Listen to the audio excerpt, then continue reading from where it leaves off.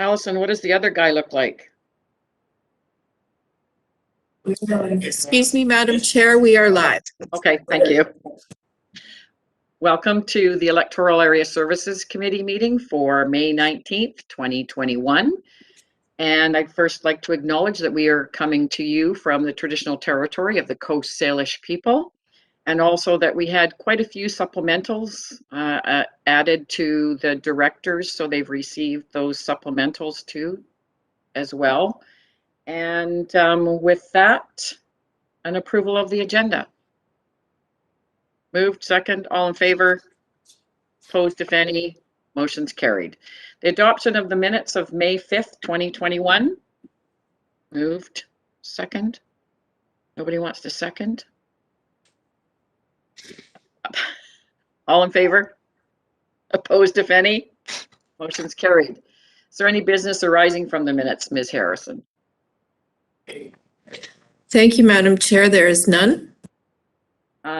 Public input period. Do we have anything for anyone on board for public input? Thank you, Madam Chair. We did have one application, but I do not see them in the lobby. Okay. One moment, please.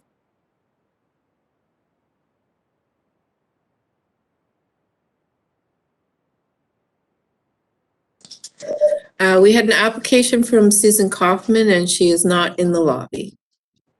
Okay, so we will go ahead then with the delegation. We have Ms. Hanachek. Thank you, Madam Chair. I'll omit her from the lobby. Great.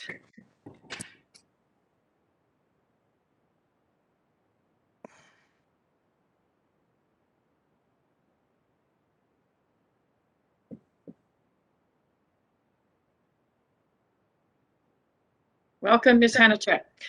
It's nice to see you. Hi.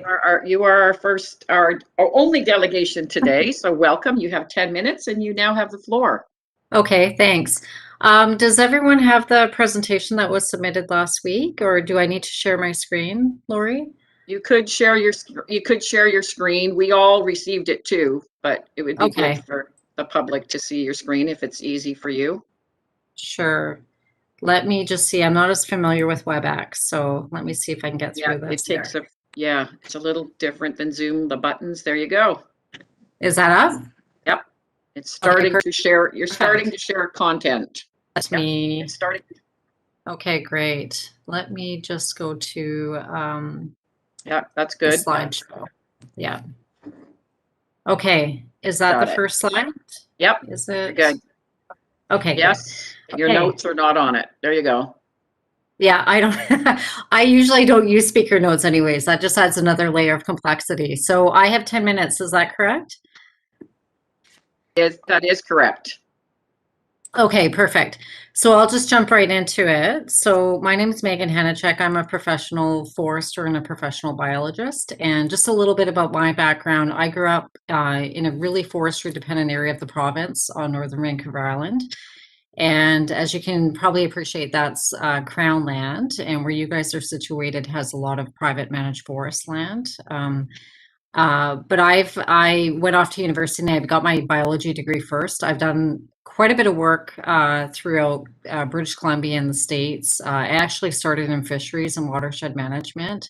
I also did a good 6 years in the Great Bear Rainforest. So I've done a lot of different landscape unit and different types of management throughout the province. I've worked throughout the interior and the coast.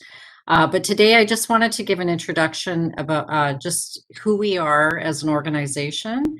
And here's the outline for today. So I wanted to introduce the Private Forest Landowners Association, if you're not familiar with it. We're the advocacy and education group for the managed forest owners, Class 7 owners in British Columbia.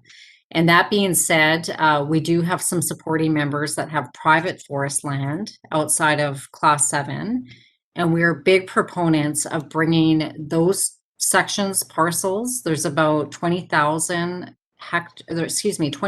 unique owners of private forest land over a hectare within British Columbia. So we're a big proponent of trying to get everyone into Class 7. Because, you know, having that oversight all under one umbrella, I'm a big, it's complex. There's a lot of different values that are being managed. And I think, you know, having an organization like the Ministry of Forest, adding the capacity and expertise and having an act and regulation adds significantly to the management for all the different values under private forest land. So here's an outline for today. Feel free. I'm open to questions as we go. Laura, I'm not sure if anyone can catch those questions. I can't see everyone, but I think it's feel best free to questions interrupt at the me. end. If we could have Sure. questions at the end, Megan, that'll work out. Okay, perfect.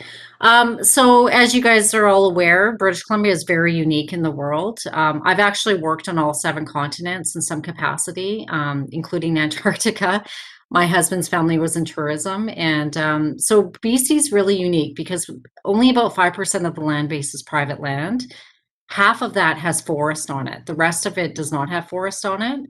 And but as you can appreciate, that half, which is about 2.2 million hectares, contributes significantly to the forest industry, especially on the coast. And within that 2.2 million, about half of the members have elected to keep their land outside of Class 7, so either Class 1 or some other designation, even farmland, Class 9. And about half of them have put it into Class 7.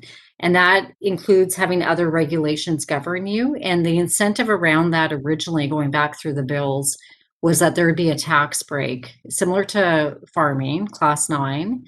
But what we've seen in recent years is because of the bare land calculation, that many of our members are not seeing that tax break. But anyways, we can get into those questions later.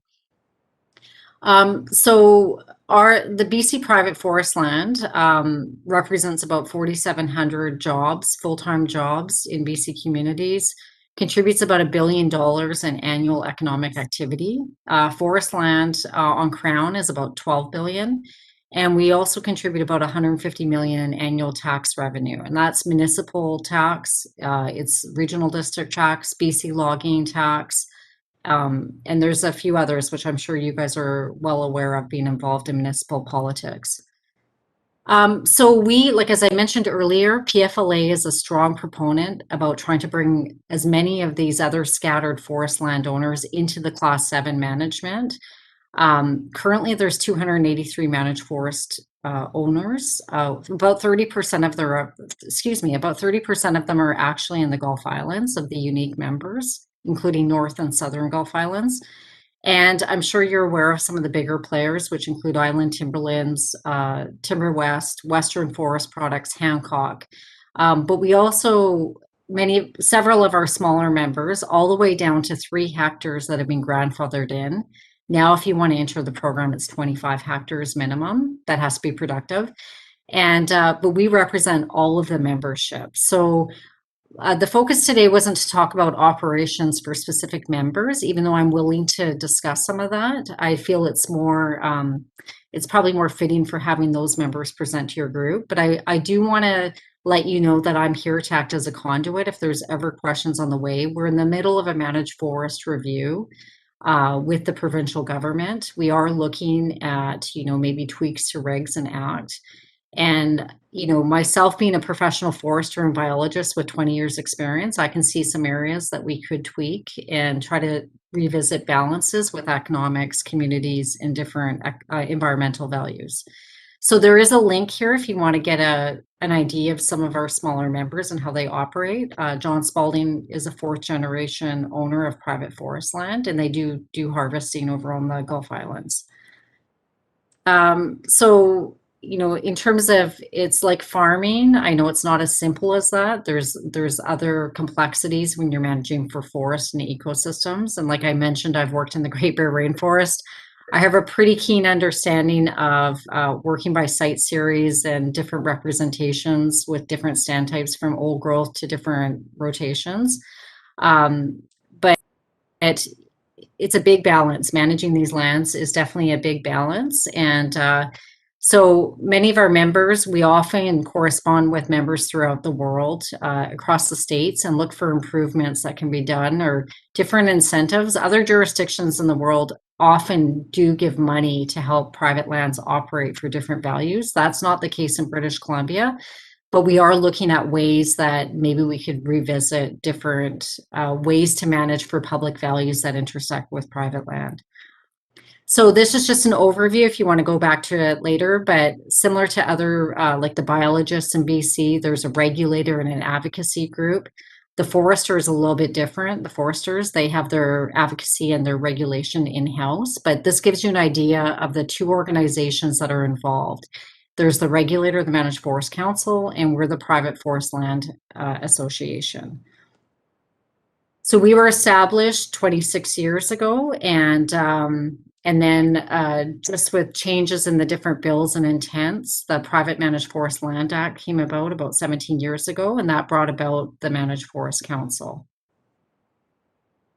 So I won't go into this here, but log exports is often a really big item for the coast. Value-added manufacturing, in terms of employment, how do you add value and still make it economically feasible? One thing I did want to point out is logs do not just get freely exported. They have to meet the surplus test on the coast. So you can't just cut timber and freely export it. It actually, even with private land, not only Crown land, it has to meet the surplus test. So this is a very, there's a long legacy here with mills and different policy provincially. But I did want to point this out that in BC, the private managed forest land is the only jurisdiction in North America that actually has this filter before logs get exported. In the States, they can freely export off their private lands. So I did want to point that out. And if you ever have questions about this, I'm willing to have a side conversation. So I'm not going to go through all the details here, but I did want to point out for the managed forest owners in Class 7, not only do they have that first act, the Private Managed Forest Land Act, that includes values around soil, water quality, fish, wildlife, and reforestation. There's also a myriad of other provincial and federal pieces of statute that govern how the operations run. So I think one thing that's often not portrayed correctly in the media is private land is kind of, a free-for-all. There's no governance, and that's not the case. And often there's a confusion too around private land and managed forest private land. So the Private Managed Forest Land Act has gone through various iterations and different bills throughout the years, but the reason why it came about originally, and you guys may be more familiar with this on Southern Vancouver Island, was just private lands that were being harvested and not being reforested. And one of the big goals around the Private Managed Forest Land Act was to have, to provide a bit of an incentive, a tax break, which I've mentioned is not really necessarily happening right now when you look at comparative classes, because the bare land value has gone so high. The incentive was to come into this program for a bit of a tax break and then to manage for these other public values, including reforestation.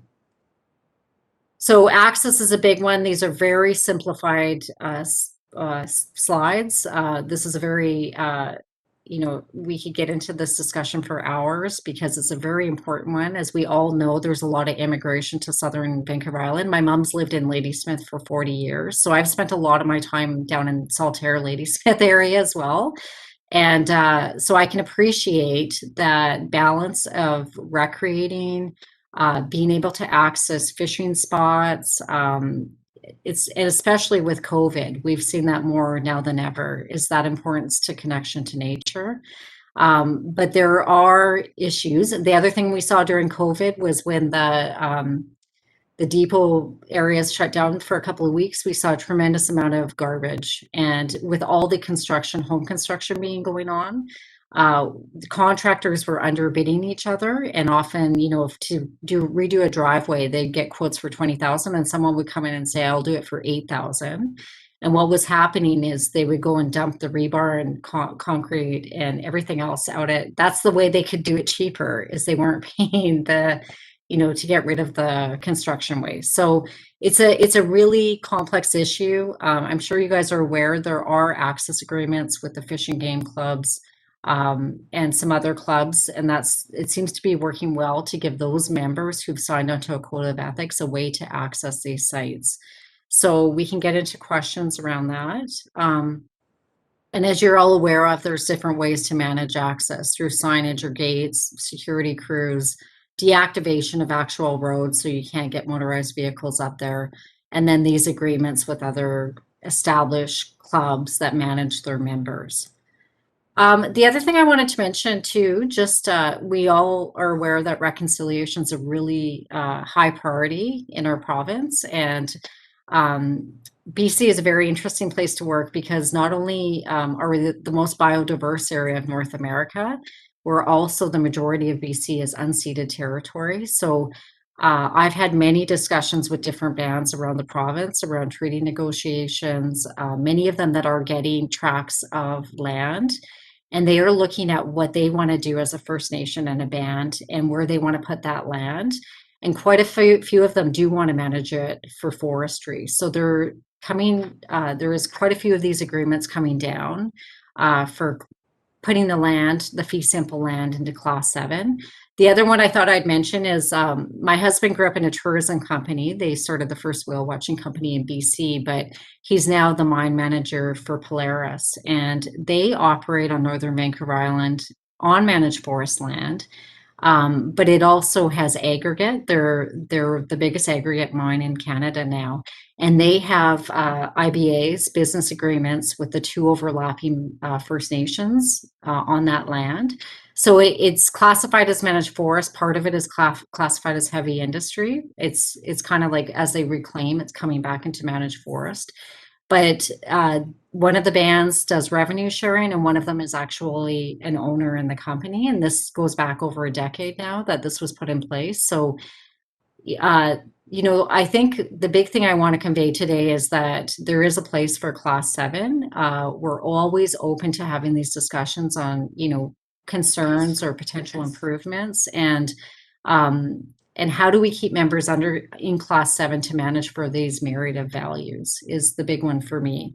I'd rather see everyone in the same house managing for a multitude of values, public values, private values, rather than see them scattered through all different classes, not really cohesively being managed.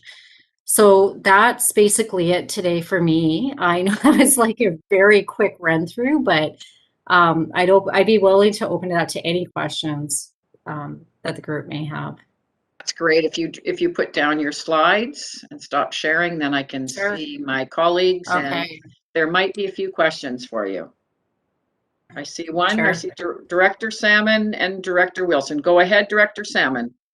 Yeah, thank you. Thank you, Megan, for that interesting presentation. Just so on the class 7 thing, you're telling us that, do we have any say in that as a regional district, or is that all a BC assessment control over that?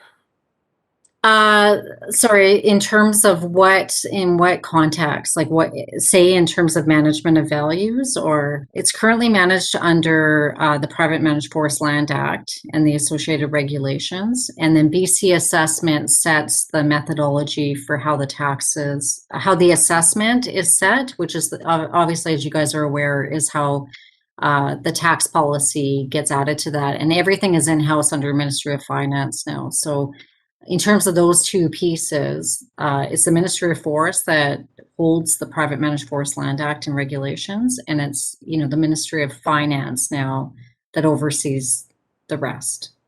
Okay, I just wasn't clear when you said you wanted. I think you said something like to get more of your members into class 7. Is that right? Well, I'll tell you what we're seeing because of this tax issue. Like, there are actually jurisdictions in BC where the taxes are higher in class 7 than, say, in class 1. And we are seeing, even with our First Nation members in the program, we're seeing that their boards are saying, we want an analysis to see what our options are here. And it scares me a little bit. Like, it should go to the highest value in use, those pieces of private land. But when I start hearing that more and more members are considering subdividing these lands, and obviously if housing is a pressing issue, that may make sense, but when they feel that they'll get it's cheaper taxes in class 1, which is actually the case in some jurisdictions, it worries me as a professional biologist and forester if that's the best option. Especially when I have some First Nations saying their forestry manager says, you know, I really would love to keep this as forest land because I think it's important for reconciliation and kind of the healing and some of these courses we're trying to do with the next generation. But my board is telling me it might make more sense to move it over to class 1 and just subdivide it. And as you guys are aware, then all of a sudden it falls under the municipalities or the regional districts and the associated bylaws. And that may result in less forest cover or a different type of management. Okay, thank you. That helps. Director Wilson, go ahead, please. Yeah, thank you, Madam Chair. Thank you, Megan. That was good. I enjoyed that. I think you touched on this with the private forest land and the Council of Managed Forests, the two separate entities. So I'm assuming then, and just for my own clarification, private forest land is the same as private managed forest land, or are the two the same and then the council looks after one, etc.? So if you go back to that first slide I have, where it shows 5% of the land in BC is private land. Right. About half of that has forest on it. The rest of it is like farmland that's being denuded of forest, or it never had forest on it. Okay. And then of that 2 million hectares that has forest on it, half of it is in the class 7. People have voluntarily put their land into class 7, hoping to get, you know, a tax break and manage for other values. And they really want to do sustainable forestry. And half of the other forest pieces are scattered throughout the province, maybe in class 1, maybe somehow associated with like a light industry, maybe even associated with farmland on the fringe of a farmland. So it's you can appreciate that there's between the classes, private landowners will look at their best option. Sure. And I understand your follow-up. Sorry, Madam Chair, very quickly. Thank you. The open access to the public, I understand the concerns that they have with all the things that you brought up with forest fire and vandalism, etc. I would obviously like to see more of this opened up to the public. Is there any move to try and get that done, or have we reached a limit where the landowners have said enough? Well, the other thing I wanted to convey too is that I represent the 283 managed forest owners. So that is a huge different scale and scope of different operations, and there's no cookie cutter approach. Obviously, the bigger players, people are more interested because you can fit more people through those lands. And those players are always actively working on different agreements. Some of them look different, like so the ones around Cumberland look quite different than the ones on southern Vancouver Island, depending on different liabilities or different logistics. You know, like Cumberland's a huge mountain biking community. So there's just different uses and logistics and negotiations that happen there. The big one is liability. As you know, there's been fatalities and accidents with these private lands, but there's always ways around things like that if the different stakeholders and players can work through those and have rules in place where these values, either their nesting habitat or their, you know, creeks. We don't want ATVs going through a fish spawning area. There's ways around that. And what we've found is the best way is through these umbrella organizations where they are managing their members, and you can lose your membership to that organization and lose your rights if you're not going to follow the rules. Yeah, good stuff. So, Thank you very much. So they haven't stopped. They are active, and I'm sure you can anticipate that we're going to get more and more of those negotiations happening over the next 5 to 10 years. Great. Thank you very much. Yeah, Director Smith, go ahead, please. Thank you. I heard you speak a little bit earlier about taxation, and in Area G, Saltaire, our managed forest was $2 million lower this year. And that has a huge impact, obviously, on the residential taxation. So when you're working with the BC assessment, are you noticing that this is happening all across BC, in that the managed forests are having lower assessments from BC assessment? So sorry, I don't have all the details in front of me, but I'm curious because usually those taxes show up 2 years after cut.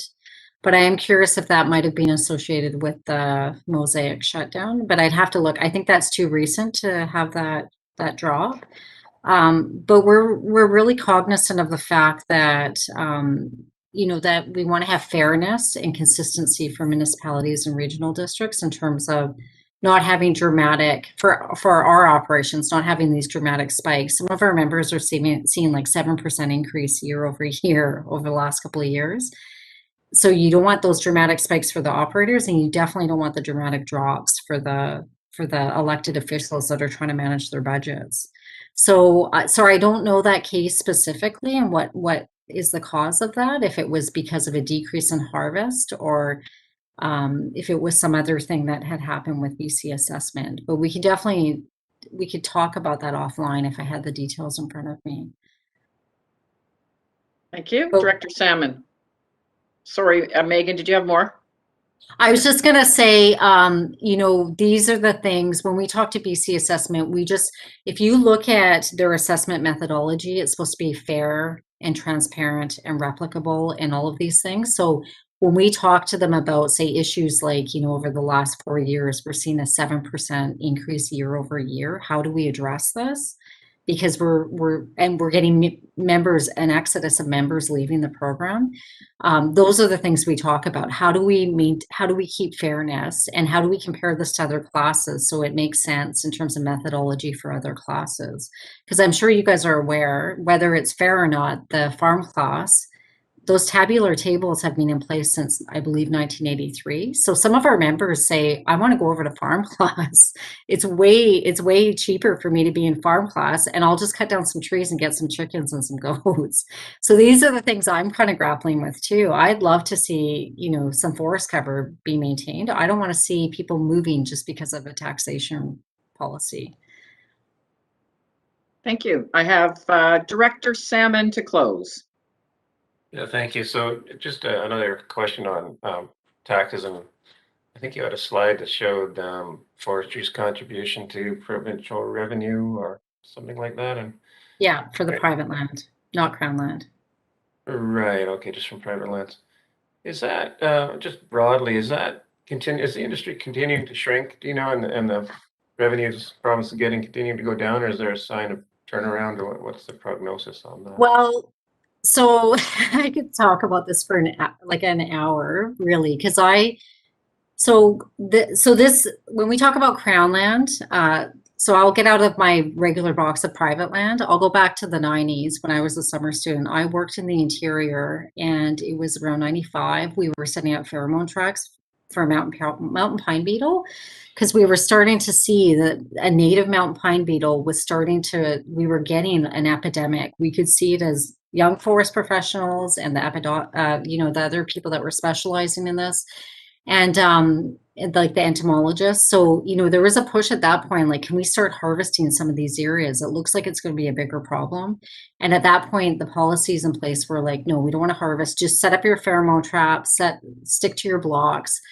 And what resulted from, the mid 90s into 2000s, into, almost to 2010, was that exploded around the province. It's a native species, but because they don't get the cold winters, you need 2 weeks of cold winters for 2 years concurrently.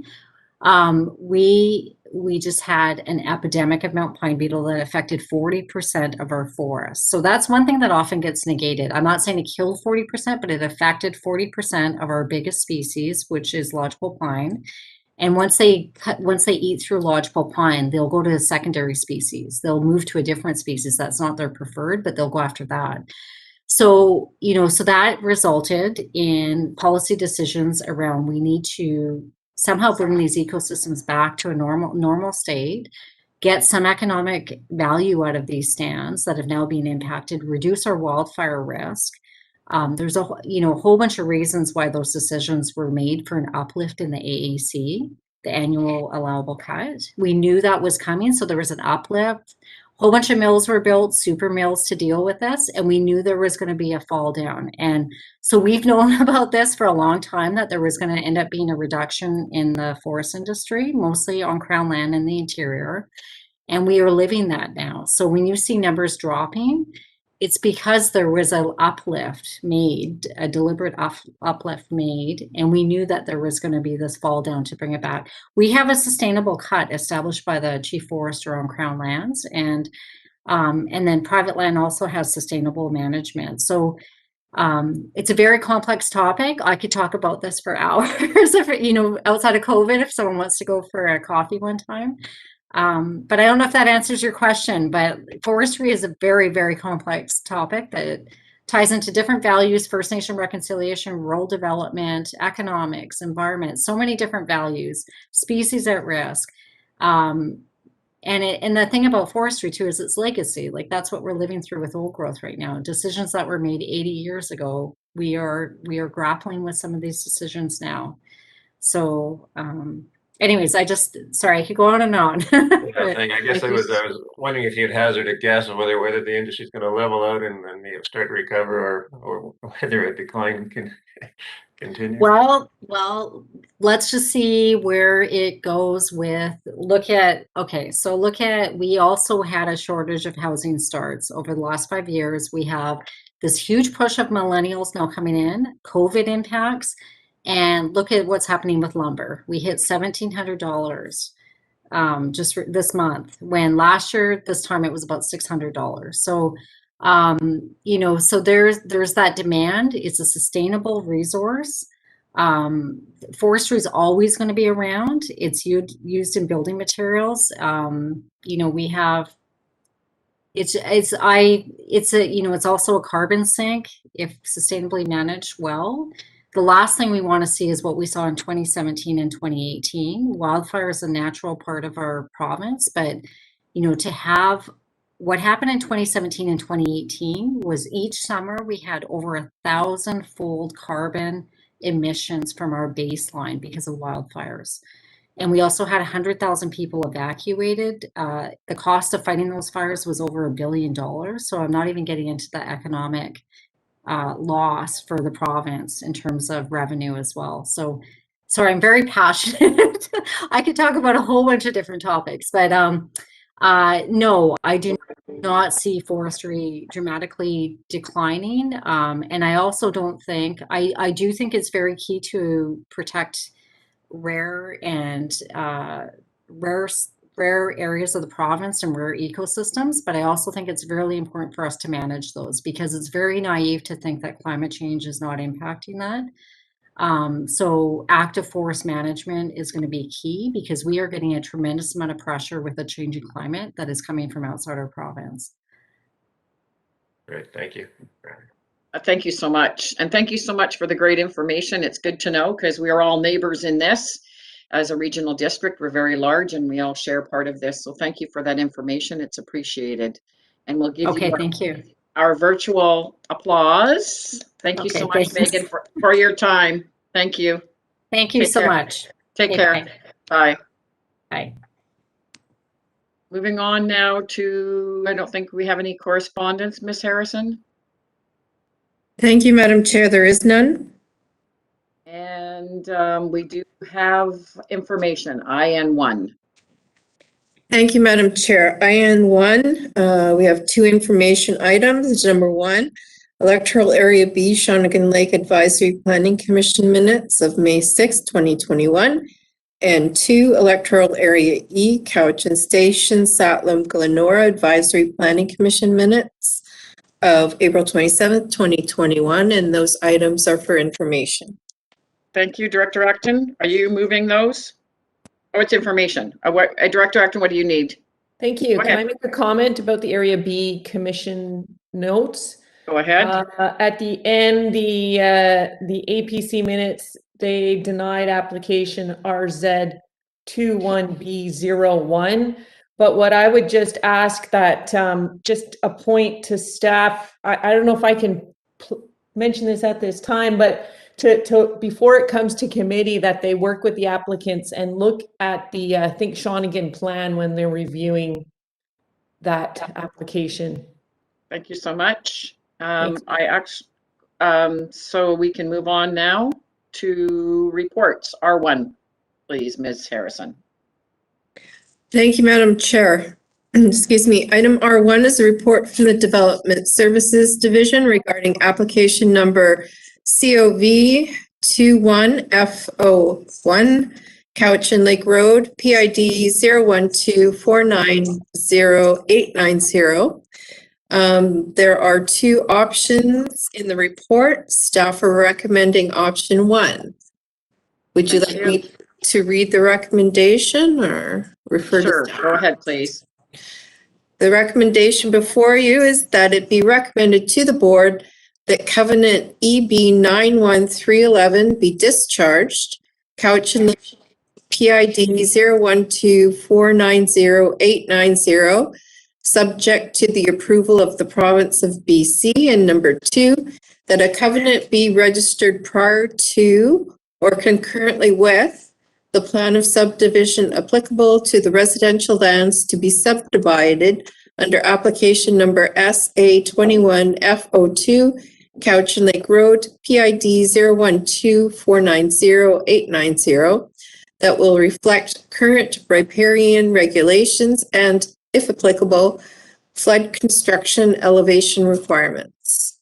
Thank you. I turn to Mr. Limshu.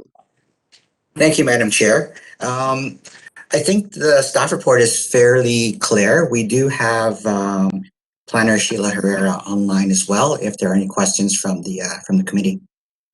Seeing none, I see the director of the area. Are you moving that? I'd move it if there's a second, or I'd speak to it briefly. It's been moved and seconded, and go ahead, please. Thank you. This is this very important piece of property that will be coming over to us, and obviously some outdated regulations. And I think staff have made it very clear that since we will be taking in the important areas of concern that are right next to the Cowichan River, and any of these other covenants will apply to upland and not likely to be affected, I'd ask my colleagues to support me in having this proceed to the board. Thank you. Good. So I'm going to call the question. I'm seeing no hands up. All in favor? Opposed, if any? Motion is carried. Director Nicholson, could you turn your microphone off, please? Moving on to R2, please, Ms. Harrison. Thank you, Madam Chair. Item R2. Excuse me, I'm still hearing background noise. If somebody could turn off, if we double check all microphones, please. Okay, go ahead. Thank you, Madam Chair. Item R2 is a report from the Development Services Division regarding application number TUP 21F01 for 6823 Forestry Road, PID 001610655. The report contains 3 options. Staff are recommending option 1, and the applicant is in the lobby. Thank you so much. So the applicant could come in now, and Mr. Limshu, are you presenting? Go ahead, Yes, please. yes, Madam Chair. I'm just going to share my screen with you.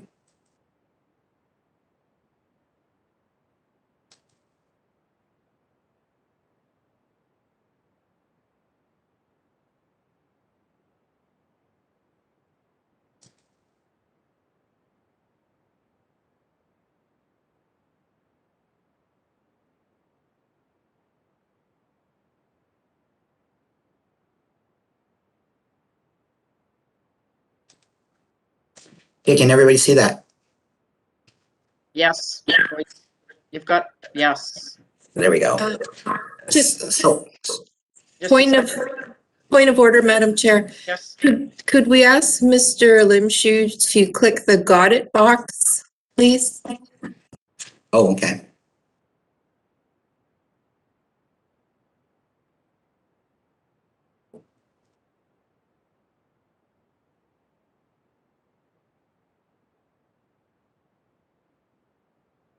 Right. Sorry, let's try that again.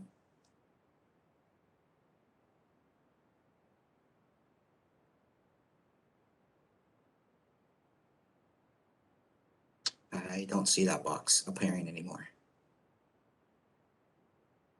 Can everybody see? Yeah. Okay, item R2 relates to application number TUP 21F01. The subject property is located at 6823 Forestry Road. So the maps or the plans that you see before you give you an outline as to the location of the property. So we're talking about the subject lands highlighted in the dark black. It's currently zoned F1, Forest Resource. The purpose of the report is to present an application for temporary use of a supervised campground, which would include programs for families, teens, and children on the portion of the subject property. So what you see before you is a copy of the proposed site plan. The proposed campground would be located, in this general location. It would encompass approximately 2.5 acres. The applicants have indicated that they would like to use the area to accommodate 12 campsites on the site.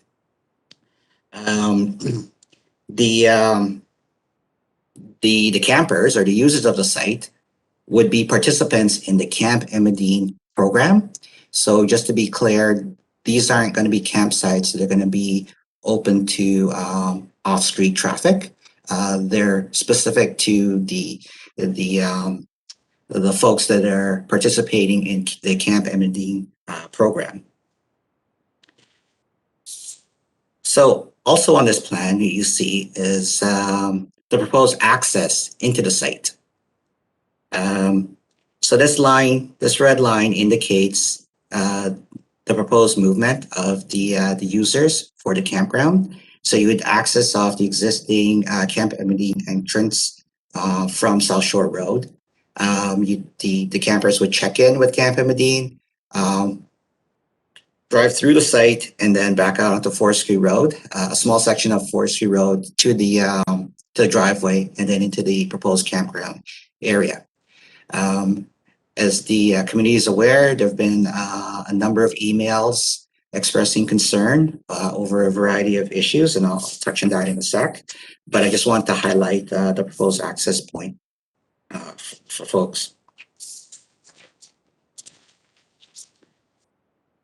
So with that, the committee would have received a package last evening, which included a number of emails, petition expressing concerns. And just in summary, the major concern included the traffic impact of the use for potential campsites, especially from the folks along Forestry Road.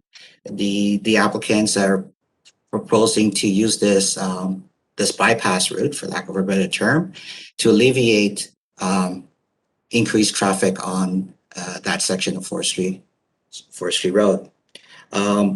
Also of concern was the lack of communication expressed. And in reviewing the emails, as well as talking to a number of the folks that submitted comments, it seemed like there was a misunderstanding with respect to the scope and the intent of the application. So with that, I just want to reiterate the point that the users of the campsite are participants in the Camp Emmeline program. It's not meant to be to accommodate off-street traffic similar to provincial campgrounds. One of the other comments or concern was that this is sort of the thin edge of the wedge, and perhaps this opens the door for a permanent campsite. And so I just wanted to make it clear that with respect to the temporary use permit, the permit is just that it's set for a specific time frame with conditions established by the CBRD. Should Camp Emmeline want to establish a permanent campsite, they would actually have to go through a rezoning process to do so. What this does is it allows them to use that 2.5 acre area for campsites for a short period of time. And then one of the last comments relates to the potential impact on the fire department, given that we're introducing camping in that area. So in closing, I just wanted to go through quickly the general terms of the temporary use permit. So the permit that has been drafted by staff would have a term length of 3 years. The permit would allow for up to 12 campsites. We're also proposing that any RVs using the campsites must be licensed, that there's not going to be any sort of decking or skirting permitted around any of the RVs, and that the campground itself would be closed from November 1st to March 1st. From November 1st to March 1st. Certainly, these are staff recommendations, and they are open to modifications by the committee as the committee sees fit. So with that, I'll close my presentation and open it for questions.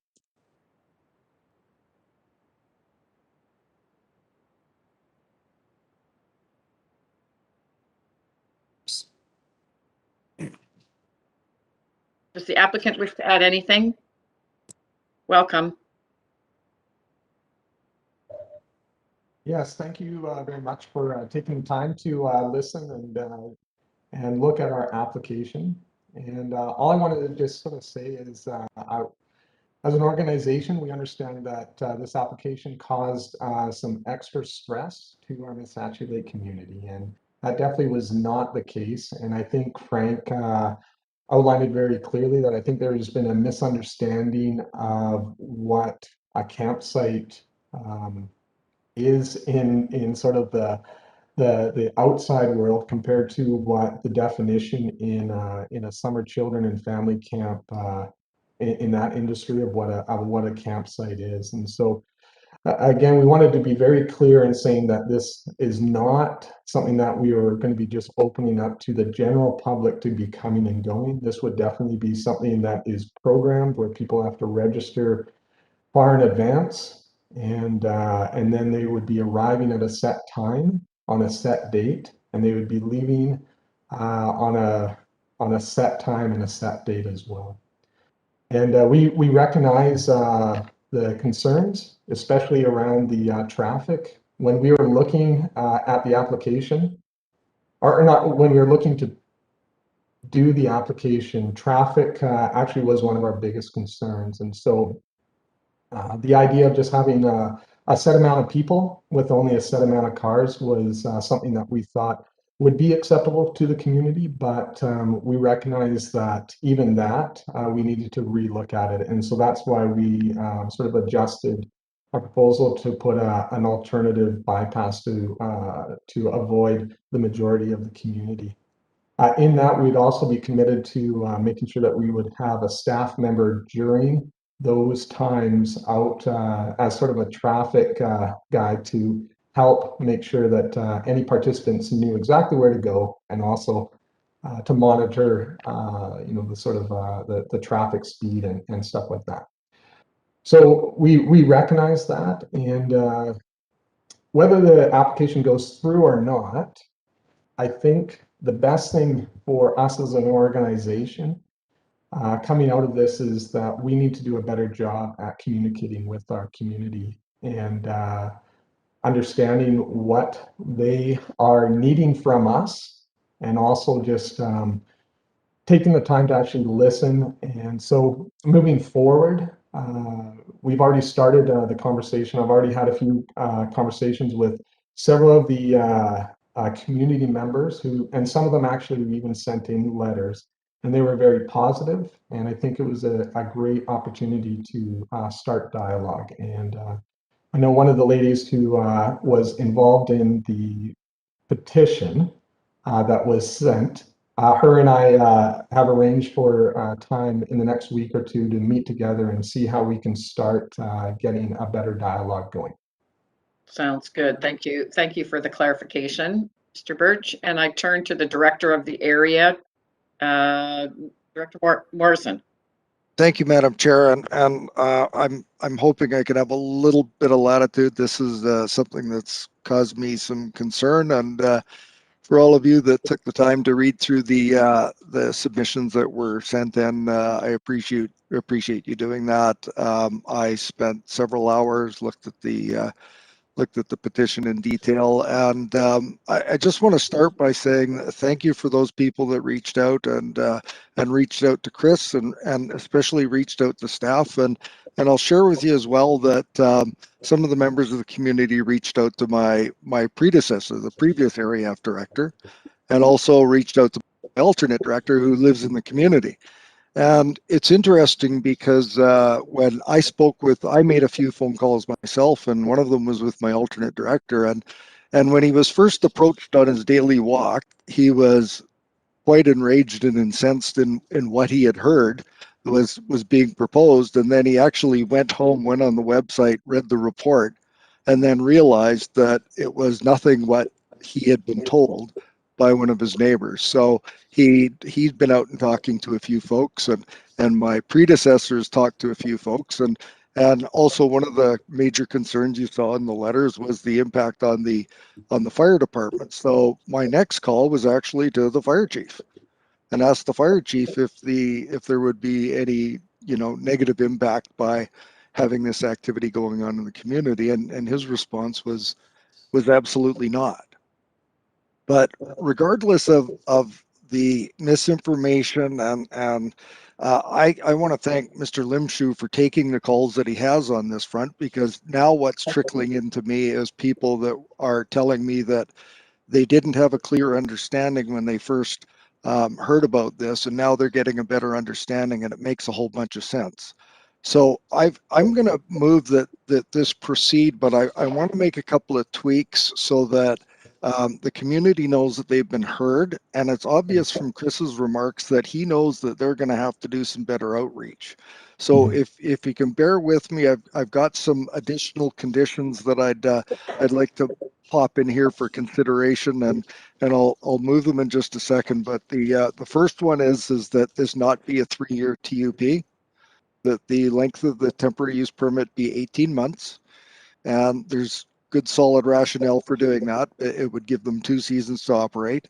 The second is, and thank you for already outlining it, that they are going to mitigate the forestry road issue by accessing the site primarily internally. So the condition is that they use a route limiting the use of forestry road. And instead of it passing 30 or 40 homes, it will pass in front of a couple of homes. Or traffic will pass in front of a couple of homes. I would, and it sounds like they're already doing it, but a condition be that they keep a log of participants, that they keep a log of the vehicles attending this site, including the number of vehicles and type of vehicles, including campers, trailers, and motorhomes.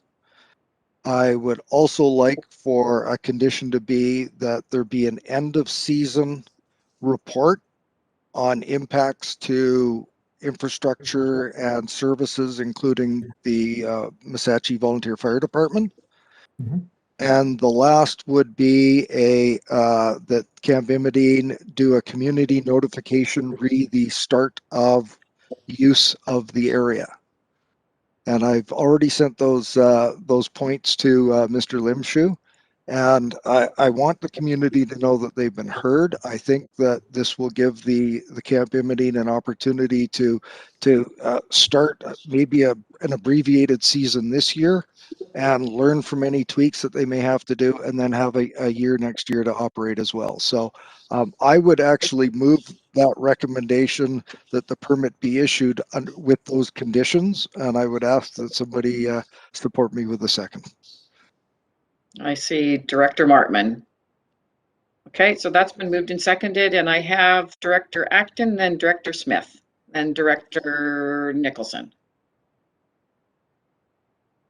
I just have a comment. These camps are really valuable to the whole region. My kids, even in my family, have attended many of them, including Camp Imidine.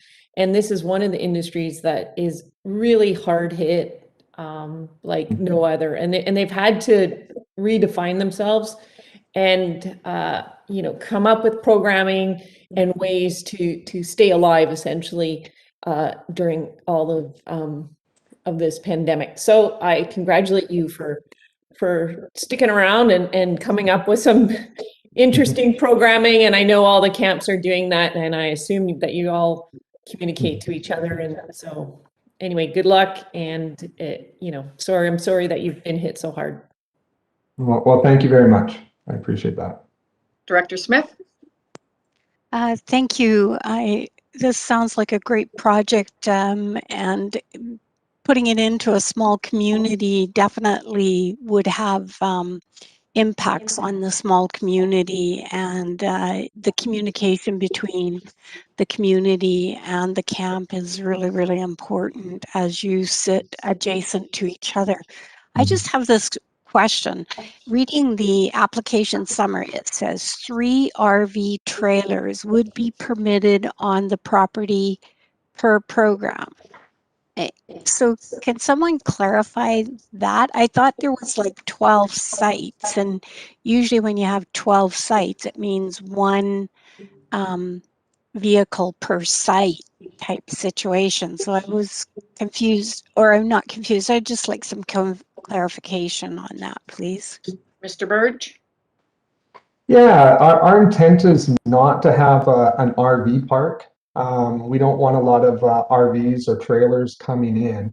Ideally, we want it to be a very natural, rustic camping experience, free of a lot of vehicles and trailers and stuff like that. So, but with that in mind, we do recognize that there are some families who have maybe grandparents or people who just can't sleep on the ground in a tent. And so that was the intent, to have that as an option. But we really do not want to have a whole bunch of trailers, and it's not the intent of what we're trying to accomplish. Does that answer your question? Follow up, Director Smith?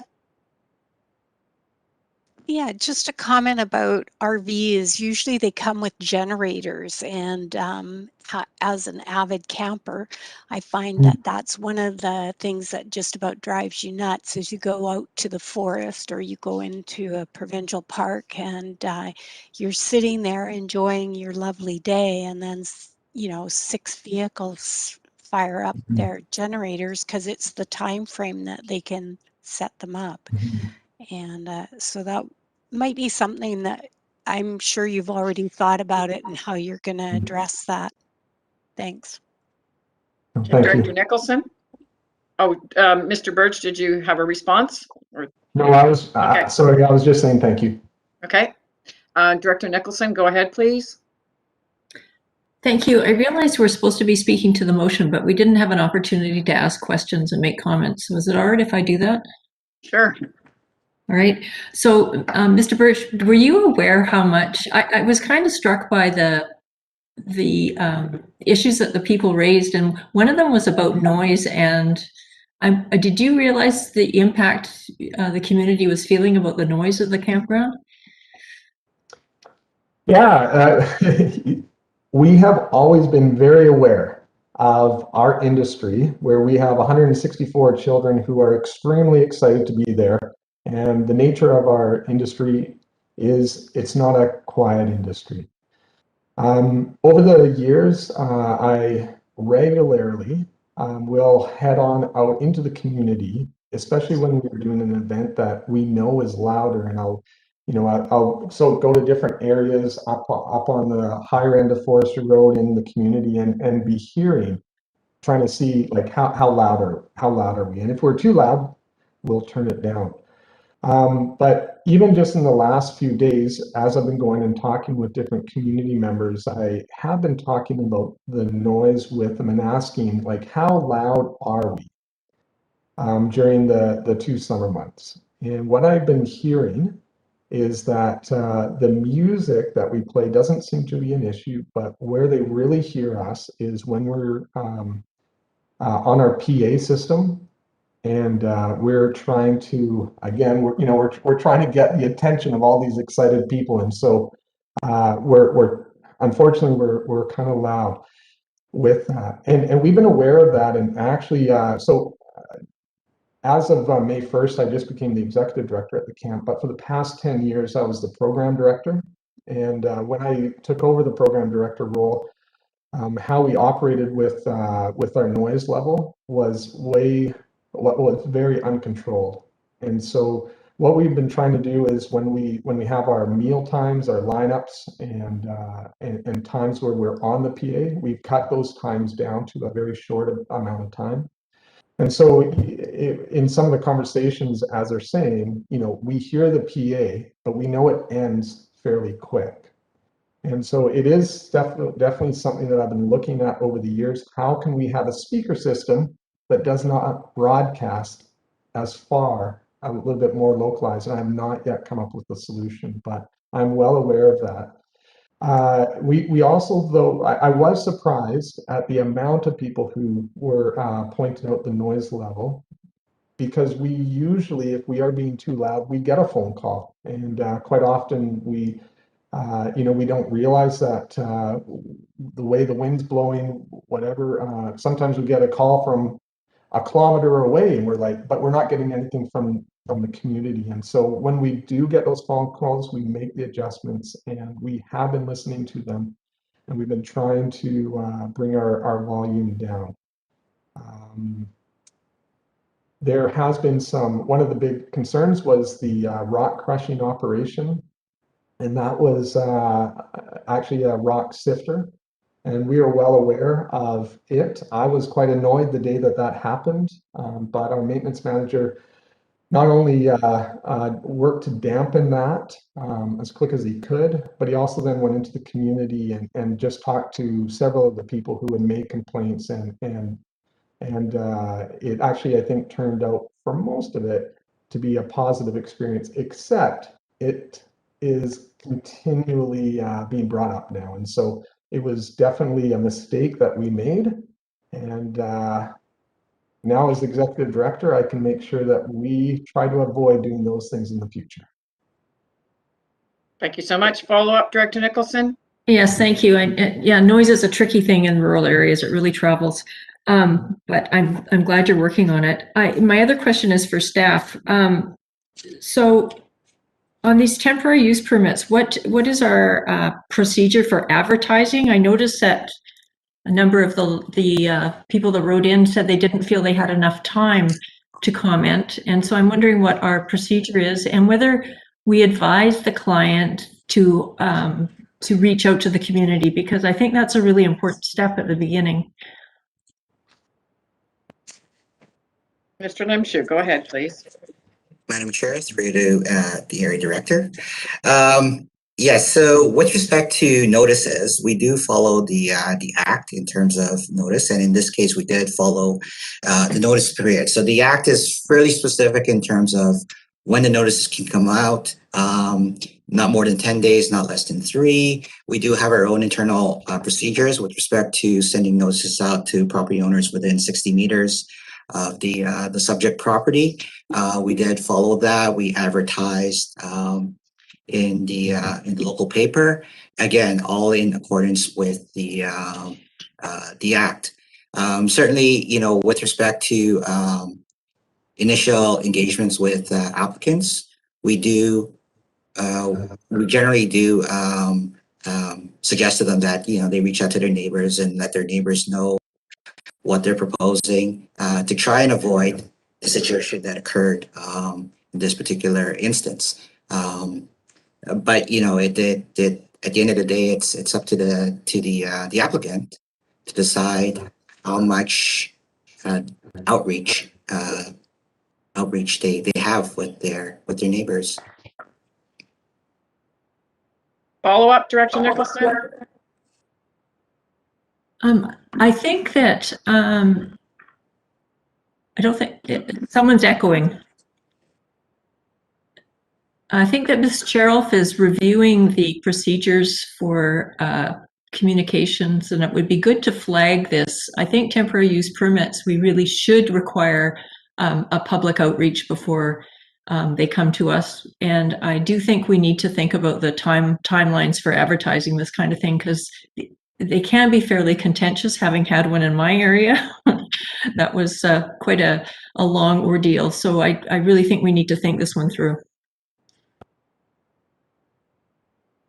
Thank you. I'm going to call the question. All those in favor? Opposed, if any? Motion's carried. That goes to our next board. I don't have the date written down. And thank you very much, Mr. Burge. Thank you for listening, and sorry for talking so much. That's okay. R3.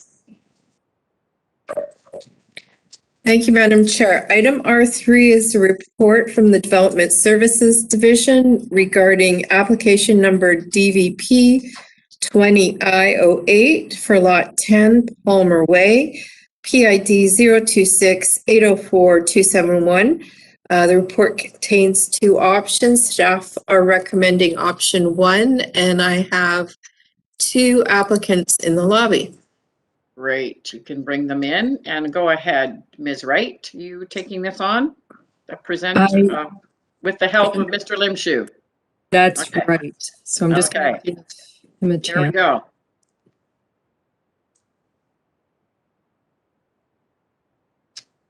Okay, so this is a development variance permit for Lot 10 on Palmer Way. Next slide, please.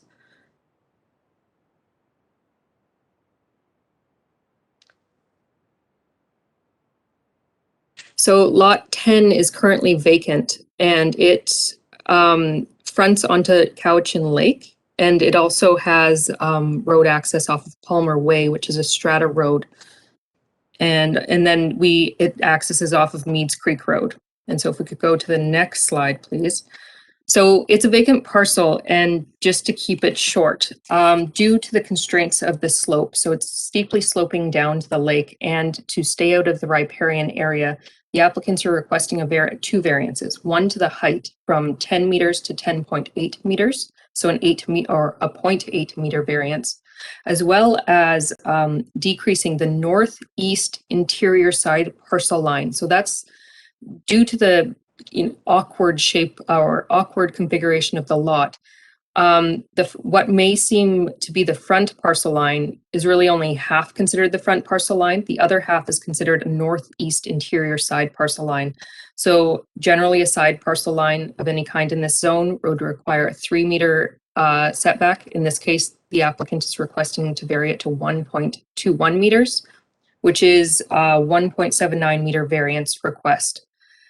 So the home will be a 3-story home, will appear as 1 story from the road, and will appear as 3 stories from Cowichan Lake. And I will open it up, or I'm finished, and I do understand that the applicant is here. Great, thank you very much. Thank you very much, Ms. Wright. And if the applicant wishes to add anything? The applicant, who we got here? Ryan? Hi, good afternoon. Yeah, my name is Yes. Ryan Hoyt. I'm the designer Hoyt. here on behalf of the applicant. Go ahead if you wish to add anything that Ms. Wright had missed or something else you'd like to add.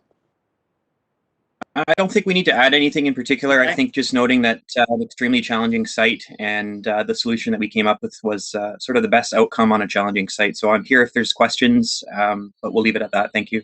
Thank you so much. Stay tuned because you might get a few questions. Go ahead. I actually don't see any hands up. Oh, Director Nicholson, go ahead, please. I'm curious what the neighbors think. Did we get any letters back or responses back? No, Ms. Wright? sorry. No, thank you. I didn't hear anything from the notification. Okay, I turn to the director of the area. Now we have Steve Smith. Steve Smith is the owner then. We have the designer. I have a Steve Smith on the screen. Okay, I turn to Director Kuhn. Go ahead, please. Yes, I move to staff recommendation. Been moved and seconded. I'm going to call the question. All in favor? Opposed, if any? Motion is carried. Thank you so much. Moving on now to R4. Thank you, Madam Chair. Item R4 is a report from Development Services Division regarding application number 30D16DP for 1821 Wilmot Road, PID 009428666. The report has 2 options. Staff are recommending option number 1, And I believe that the applicant is in the lobby. Okay, go ahead. Who will be taking this? Right, go ahead. Thank you. I'll just give Mr. Limshu a chance to share his screen. So this is for 1821 Wilmot Road. Next slide, please. It's a 0.8 hectare parcel that is zoned CR2, so Village Cluster Residential.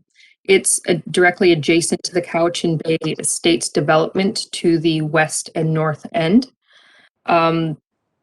Next slide, please.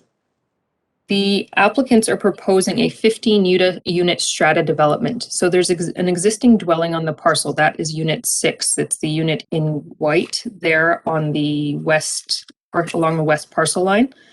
So they are intending to keep that unit and build 14 more, which will consist of 6 new single-family dwellings and 8 new duplex units.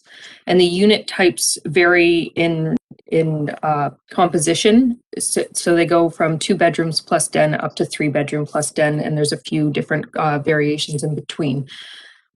So in order to achieve the density, the applicant will be applying the density bonusing and amenity contribution provision of the zoning bylaw. So in this case, the applicant will be contributing a cash contribution of just over $90,000 to be paid at the time of building permit issuance.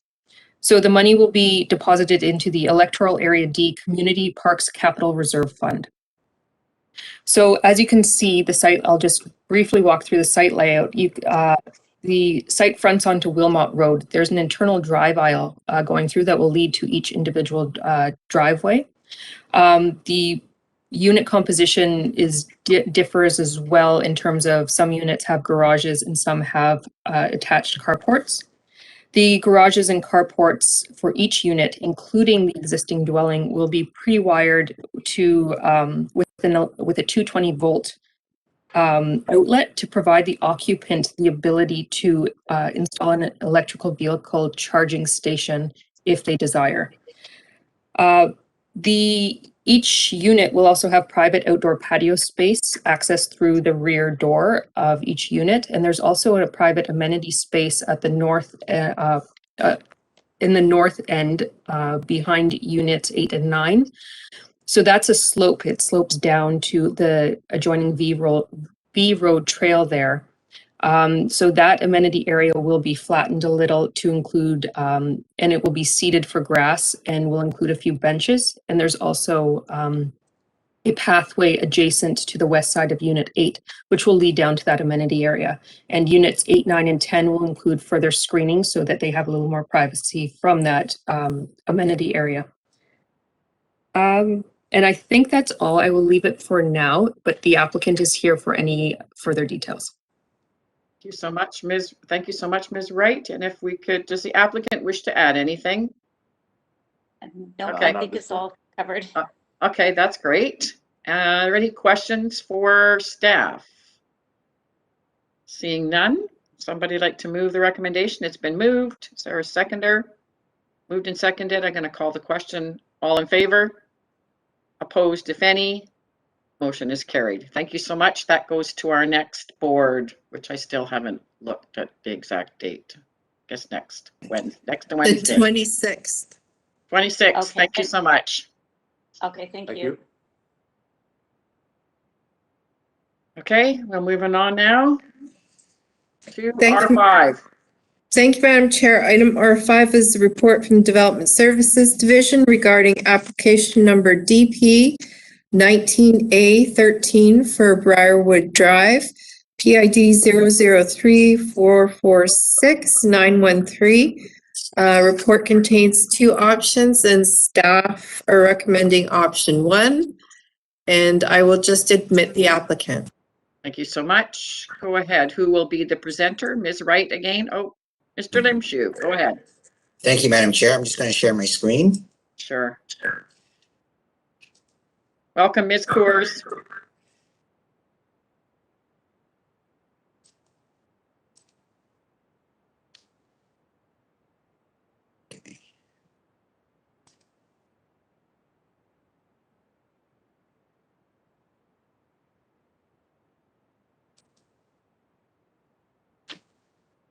All right, item R5 relates to DP 19A13. So this subject property should look familiar to the committee. This item was actually brought forward to a previous committee meeting, March 3rd. At that time, the committee recommended taking it back to having referred back to staff to examine the possibility of the potential for additional parkland as part of this six-lot development. So as you see on the subdivision plan before you, the proposed development is for a 6-lot subdivision. Brand new road, cul-de-sac will be developed, and you'd have parcels coming off the cul-de-sac. At the March 3rd meeting, the proposal that came forward indicated the 5% park dedication be located in this general area. Since that meeting, staff has had discussions with the applicant, and the applicant has indicated a willingness to work with the CVRD to provide for additional parkland. So just to give you some numbers here, let me just. So this area in here represents the 5% park dedication, and that 5% is required under the Act, given the type of subdivision that's being proposed. It represents approximately 0.384 hectares in size. So that's the 5%. And that 5% is coming to the CVRD as part of this application regardless. The area under discussion represents this area here. And this represents an additional 1.148 hectares of potential additional park area. So what this plan is showing, it outlines the proposed subdivision. It outlines the setbacks in terms of identifying the SPIA, the stream side area protection areas. It outlines the proposed 5% park, and then it also outlines the potential future park. The CVRD and the applicant are still finalizing the provision of this extra parkland. All indications seem to be that we will be able to finalize an agreement with the applicant to secure the additional parkland. However, the point that I want to make clear is that in the event that we're not able to finalize an agreement, the subdivision would still move forward with the 5% park dedication as outlined here. So I think with that, I will stop there and open it up for questions. Thank you so much. I see that Ms. Coors is in our committee, if she'd like to add anything. Thank you. I appreciate that. I think the only things that I would maybe add to this is, and I do apologize for the sketchiness of not being able to come back with a full agreement at this point in time. There's a few issues that need to be resolved. And I do also want to express my thanks to staff, particularly in Parks and in planning, for figuring out a way that we could bring this DP back, this application for DP back, since the park dedication is a subdivision issue and can be dealt with in the future while we move forward with the other things that need to get put into place. One last thing though, I do respectfully request, this has happened a number of times, that the CVRD possibly can take a look into your procedures that would allow earlier identification of these issues. This delay has cost us 10 weeks, as well as the cost of yet one more survey plan to be done. And the location of the park was somewhat dependent on a trail in a portion of the property, which has got very challenging terrain. So while I do appreciate everyone working so hard to clarify all of this for us at this stage in time, my hope is that in the future, there will be some portion of this process that would permit the identification of this earlier when it wouldn't have the same impacts on our scheduling and also on the costs. There was some mention made of potential that we would have a potential that we might be able to recover some of the costs for the survey, and I'll leave that up to staff to determine. And I'm here available for questions.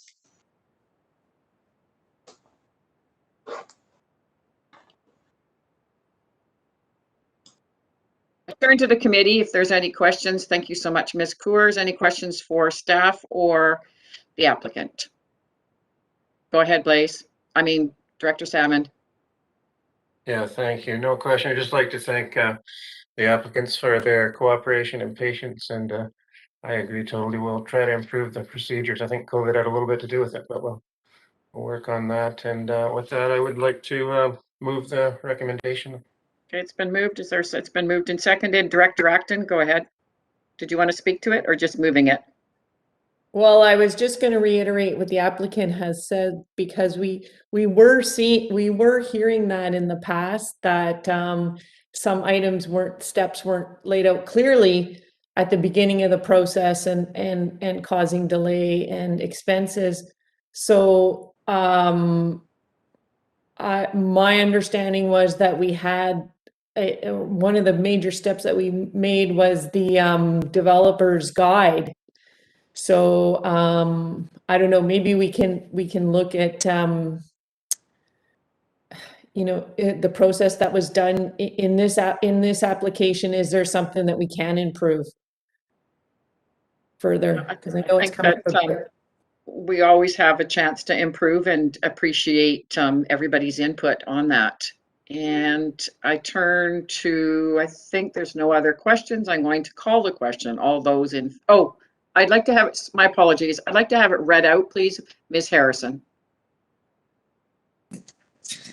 Thank you, Madam Chair. The recommendation before you is that it be recommended to the board that lots C, D, and E of the proposed subdivision of PID 003446913 be exempted from the minimum parcel frontage requirement in accordance with Section 512 of the Local Government Act.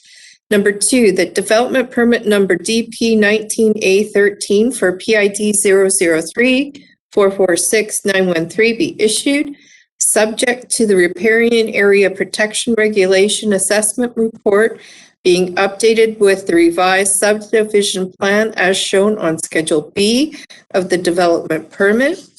Number 3, that in order to satisfy Section 510(1) of the Local Government Act, park dedication be accepted as shown on Schedule B of the development permit number DP 19A13, PID 003446913. Number 4, that proposed lots E and F be permitted to be less than the required 1.0 hectare minimum parcel size in accordance with Section 6.7 of the CVRD South Cowichan zoning bylaw number 3520/2012, subject to proposed park dedication in excess of 5% being provided. And number 5, that easements, if required, across the proposed parkland for drainage purposes be approved. Thank you so much. I call the question. All in favor? Opposed, if any? Motion is carried. Thank you very much, Ms. Coors, and that goes to the board May 26th. And bye-bye, Director Morrison, and I'd like to call a 10-minute recess, please. Come back in 10.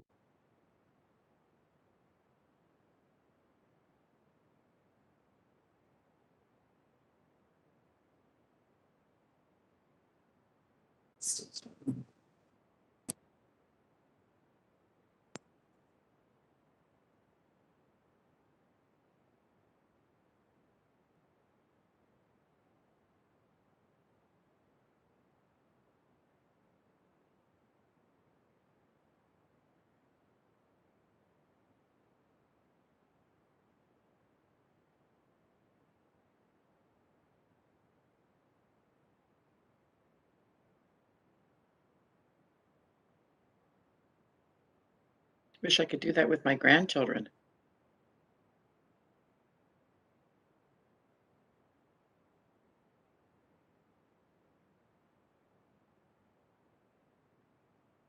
Here because it's going live. Thank you, Madam Chair. We are live.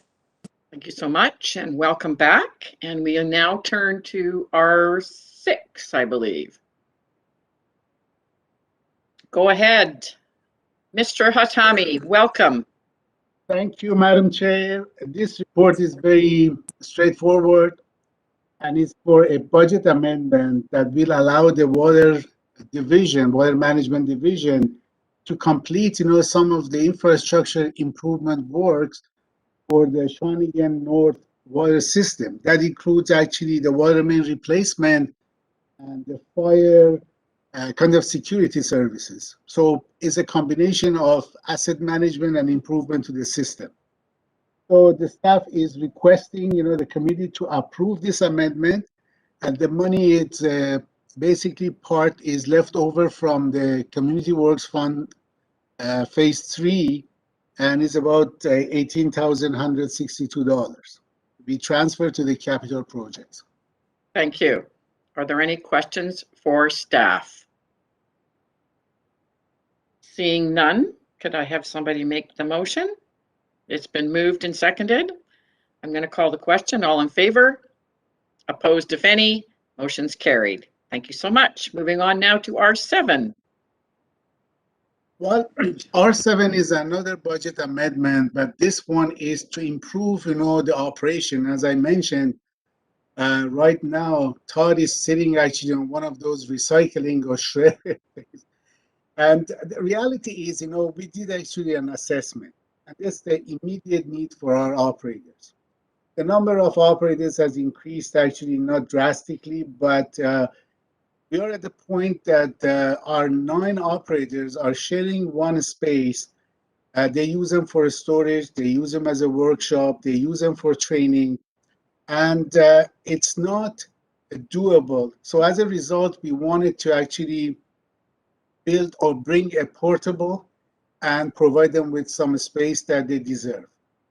So as a result, we have money in the reserve, we want to actually transfer it to the capital kind of projects that we can do this project. Thank you so much. It is very difficult through COVID with staff, especially with engineering, working out remotely, and the challenges and how much there is to do at CVRD. So that's just my comment before I look to the committee if there's any questions to staff. Seeing none. Been moved. Second. All in favor? Opposed, if any? Motion's carried. Thank you so much, staff, for all you do. Appreciated. Thank you. Thanks, guys. Now we move to R8, which I think is Mr. Tippett, I believe. Oh, there he is. Yes, it is, Madam Chair. Welcome, Mr. Tippett. Thank you, and hello to you and the other directors this afternoon. So just one moment here. Sorry, I was expecting the introduction from Kathleen. Just a moment while I open up the file. Oh, sorry. That's true. That I've been skipping. Sorry, Miss Harrison. You can give an introduction? It would be good. Thank you, Madam Chair. Yeah. Item R8 is a report from the Community Planning Division regarding interim Area E zoning amendment bylaw number 4359. And there is a 2-part recommendation. Would you like me to read it or hold? Hold for this one. Thank you. Yeah, so the committee may recall that this item was originally at the board, and staff requested that it come back to committee because we had a few issues with the wording of the original amendment bylaw that needed to be clarified. And then when it came back to committee, it was referred to the Electoral Area E Advisory Planning Commission for review. I met with the Area E Advisory Planning Commission the evening of April 27th, and they went over the bylaw as drafted. You can see in the report, essentially, what was said. There were some comments about hoping for additional refinement, shall we say, of some of the measures that are built into this bylaw in its present form. However, the EPC was okay with it proceeding as is, and dealing with the more complex aspects of this later on in the modernized zoning bylaw process, which will be upcoming soon. So in conclusion, that is essentially what happened at APC, and the recommendation is there for you to look at, and if you have any questions, I'd be happy to try and answer. I'm not seeing any. So Ms. Harrison, if you'd like to now read the recommendation, please. Thank you, Madam Chair. The recommendation before you is that it be recommended to the board, one, that zoning amendment bylaw number 4359 be amended by retitling it as amending electoral area E zoning bylaw number 1840 and adding the revised wetland protection regulation as outlined in the staff report to the May 19th, 2021 Electoral Area Services Committee. And number two, that zoning amendment bylaw number 4359 be forwarded to the board for consideration of second reading as amended, and that a public hearing be waived in favor of public notice in accordance with sections 4642 and 467 of the Local Government Act. Thank you. I turn to the director of the area. Director Nicholson, it's been moved. Is there a second? It's been moved and seconded. I'm seeing no question. Director Smith, go ahead. One of the things that I'm concerned about is electoral area E residents are constantly indicating that there isn't communication with the community and transparency. And by waiving the public hearing, is there going to be an issue with the residents in electoral area E? And so I'm just wondering if this should be taken into consideration. Go ahead, Mr. Tippett. Yeah, that it might be a question for the director to contribute to as well. But thank you, Madam Chair. My understanding is that the APC feels that because a lot of work was done with the public already in the course of developing the draft area EOCP, which has now been rolled into the harmonized OCP and modernized to some extent, was already expressed at open houses, public meetings, and so forth, that the community is already kind of aware of generally these measures, which is why I recommended in the report that public notice would probably suffice. But I think that was a good question, and perhaps the director has something to say too. Thank you, Madam Chair. Thank you. Director Nicholson. Yeah, I'd like to add to that. Thank you, Mr. Tippett. I really don't like waiving public hearings. I think it's really important to have public input, but this has taken such a long time to get to this point. And we've had lots of discussions, and the APC is comfortable with this. And in addition, I am hosting a meeting next week, so I will make sure people are aware that this is coming out so that they can comment if they will know that it will be advertised, and they can comment if they feel the need to. Okay, I'll call the question. All in favor? Opposed, if any? Motion is carried. Moving on now to R9, Ms. Harrison. Thank you, Madam Chair. Item R9 is the report from the Community Planning Division regarding aquaculture uses in lakes, and there is a 4-part recommendation. I think you could probably read the recommendation because we've been, go ahead with the recommendation. Thank you, Madam Chair. The recommendation before you is that it be recommended to the board, one, that the electoral area B zoning bylaw be amended by deleting aquaculture from the W1 and W2 and W21 zones. Number two, that electoral area F zoning bylaw be amended by removing aquaculture from the W5 zone. Number three, that the electoral area I zoning bylaw be amended by removing aquaculture from both the W4 and W5 zones. And number 4, that no referrals be sent out and that public hearings for bylaw amendments be waived in favor of public notice in accordance with sections 4642 and 467 of the Local Government Act. Thank you. I think it's been moved by Director Acton, seconded by Director Kuhn. Call the question. All in favor? Opposed, if any? Motion's carried. Director Acton. Thank you, Mr. Tippett. I think Director Acton is just, oh, okay. Oh, I just wanted to thank Mr. Tippett especially Okay. for Come back. We want to thank you. for being so quick on this, and your team. If there was anybody who helped you with this, and I know all the team working on the harmonized OCP too were somewhat involved. I'd also like to thank our Area B chair, Bruce Stevens. He's was instrumental in finding this anomaly and has worked really hard at combing through our community plan and working with staff so that the harmonized OCP is most things are in there. So this was brought by him a couple times.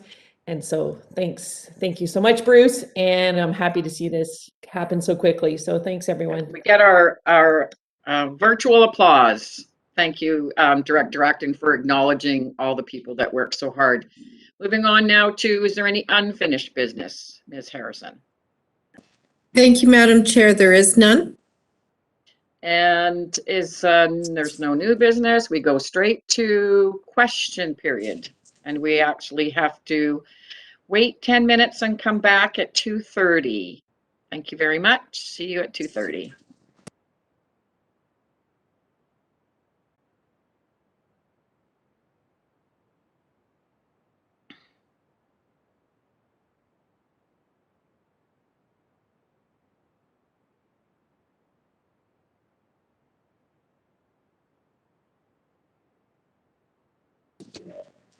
Thank you, Madam Chair. We are live. Thank you. And welcome back, everyone. And this is the time that we have a question period. Do we have any questions from the public, Ms. Harrison? Thank you, Madam Chair. We have none.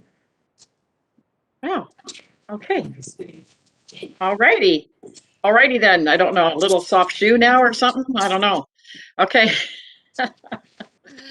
Thank you, everyone. And I could have a motion to adjourn. Moved, second, all in favor? Any opposed? Thank you very much, everyone. Today was a pretty efficient day and a long day. I appreciate it. Thank you. Thank you, Lori.